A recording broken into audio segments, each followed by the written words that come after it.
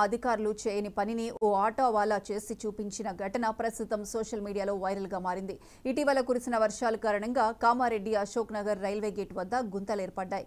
ఈ రహదారి గుండా జిల్లా కలెక్టరేట్ కు ఎమ్మెల్యే వెంకట రమణారెడ్డి, ప్రభుత్వ సలహాదారులు షబీర్ అలీ, కామారెడ్డి పాత పట్టణానికి నిత్యం రాకపోకలు చేస్తుంటారు.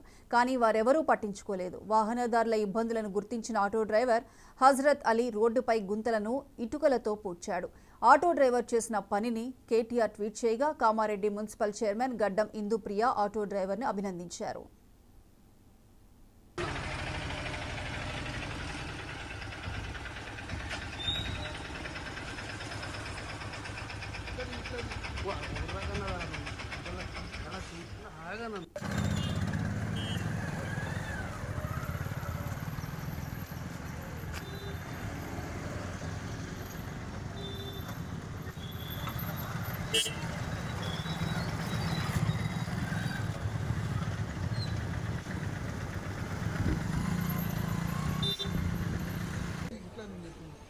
వాళ్ళకు కూడా కావాలి, వాళ్ళు దిగమని వాళ్ళు ఇట్లా